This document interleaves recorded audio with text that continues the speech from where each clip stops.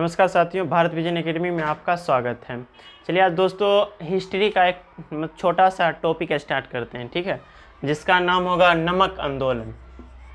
नमक आंदोलन, ठीक है, नमक आंदोलन। देख लेते हैं नमक आंदोलन क्या था, ठीक है। इसी का नाम है नमक सत्याग्रह या दांडी मार्च, इसका ही बोलिएगा, या दांडी मार्च, ठीक है, दांडी मार्च या नमक सत्याग्रह, नमक सत्याग्रह, ठीक है, दांडी मार्च या नमक सत्याग्रह या नमक आंदोलन। नमक आंदोलन समझने से पहले दोस्तों नमक कानून समझ लेते हैं, ठीक है, जिसने अंग्रेजों ने बनाया था, नमक कानून। देख लेते हैं नमक कानून क्या है था। नमक कानून, ठीक है, साल्ट लॉ बोलिएगा इसको, साल्ट लॉ, ठीक है, नमक कानून। तो नमक कानून जो अंग्रेजों ने बनाया था वह इस प्रकार से था कि नमक पर सिर्फ और सिर्फ ब्रिटिश सरकार ही उत्पादन कर सकती है। मतलब ऐसा समझ लिए सिंगल राइट था कि नमक का अगर प्रोडक्शन करेगा तो सिर्फ और सिर्फ ब्रिटिश सरकार, ब्रिटिश कंपनी ही कर सकता है।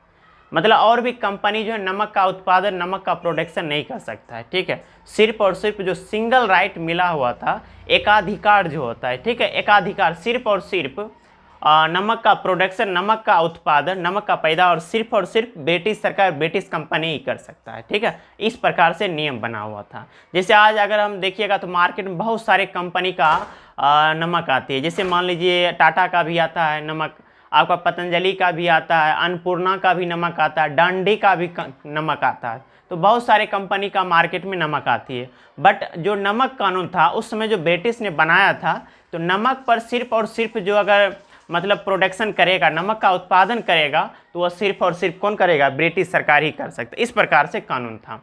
तो उस समय हुआ क्या था कि ब्रिटिश सरकार तो नमक का प्रोडक्शन कर ही रहा था, बट उस समय नमक पर टैक्स लगा दिया गया था। समझ सकते हैं कि आज के समय जीएसटी लग जाता है कि अगर किसी वस्तु पर जीएसटी लग गया तो उसका दाम क्या होता है, मतलब बढ़ जाता है। देखते हैं बहुत सारे मैक्सिमम चीज़ पे 80-90% गुड्स पर, वस्तु पर जीएसटी लगने से उसका दाम क्या हो गया? बढ़ गया। तो सेम चीज़ भी उस समय वही था कि जो ब्रिटिश सरकार था नमक पर टैक्स लगा दिया, और टैक्स लगने से नमक का दाम क्या हो गया? बढ़ गया। आप समझ सकते हैं, टैक्स लगाया तो जो मतलब जितना उसका मिनिमम कॉस्ट होना चाहिए था, ठीक है, नमक का प्रोडक्शन में जो मिनिमम कॉस्ट लागत होता था, कीमत, उससे क्या होगा? उसका दाम बढ़ गया। जो नमक, दूसरी बात क्या होता है कि नमक आम आदमी की क्या जरूरत है? मूलभूत जरूरत है, मूलभूत आवश्यकताएं हैं, ठीक है। जिससे आप मान लीजिए उस पर टैक्स लग गया, उससे उसका दाम क्या हो? काफ़ी बढ़ गया। तो गांधी जी का मानना था कि नमक चूँकि एक नेचुरल रिसोर्सेज है, प्राकृतिक संसाधन है, इसलिए इस पर टैक्स नहीं लगना चाहिए, ठीक है। जो इसका मिनिमम कॉस्ट होता है वो मिनिमम कॉस्ट पर ही क्या नमक का आम नागरिक को उपलब्ध होना चाहिए, अवेलेबल होना चाहिए। बट ऐसा नमक पर टैक्स लगने से उसका दाम बढ़ चुका था, ठीक है। तो विरोध करने का वजह यही था कि गांधी जी का मानना था कि क्या नमक जो एक नेचुरल रिसोर्सेज है, प्राकृतिक संसाधन है, इस पर कुछ किसी प्रकार का टैक्स नहीं लगना चाहिए, ठीक है। तो गांधी जी ने 12 मार्च,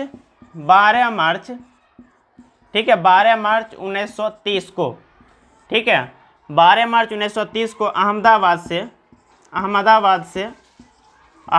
के साबरमती आश्रम से, ठीक है, साबरमती आश्रम से, ठीक है, लगभग 78 सहयोगियों के सहयोग से, गांधी जी 78 मेंबर्स के सहयोग से अहमदाबाद के साबरमती आश्रम से मतलब डांडी की ओर कूच किए। डांडी जो था ये समुद्र के किनारे बसा हुआ एक गांव था, ठीक है, गांव का नाम है डांडी, जो समुद्र के किनारे बसा हुआ था, ठीक है, समुद्र के किनारे बसा एक गांव था। तो गांधी जी ने 78 सहयोगियों के सहयोग से 12 मार्च 1930 को अहमदाबाद के साबरमती आश्रम से, ठीक है, डांडी की ओर कूच किए, ठीक है। लगभग 24 दिन की यात्रा के बाद गांधी जी जो है मतलब मान लीजिए 12 मार्च को स्टार्ट किए और 6 अप्रैल 1930 को, ठीक है, 6 अप्रैल 1930 को गांधी जी कहाँ पहुँचे? डांडी पहुँचे, और वहाँ अपने सहयोगियों के सहयोग से, याद रखिएगा, 24 दिन तक ये मतलब यात्रा किए थे, अपनी सहयोगियों के साथ सहयोग मतलब यात्रा किए थे, ठीक है। और 6 अप्रैल 1930 को गांधी जी डांडी पहुंचे और अपने सहयोगियों के सहयोग से मतलब समुद्र से नमक तैयार करके नमक कानून को इन्होंने भंग किए थे, नमक कानून को तोड़े थे, ठीक है। तो मैं उम्मीद करता हूं दोस्तों कि नमक कानून क्या था और ये कितने दिन तक यात्रा किए थे और स्टार्ट कब हुआ था और कहाँ से स्टार्ट हुआ था और कहाँ जाकर ये नमक कानून का भंग किया गया, नमक कानून को तोड़ा गया। तो मैं उम्मीद करता हूँ कि नमक कानून, नमक सत्याग्रह या डांडी मार्च से रिलेटेड जितने भी सारे फैक्ट होगा आपका क्लियर हो गया हो। तो चलिए फिर नेक्स्ट वीडियो मिलते हैं, तब तक के लिए धन्यवाद।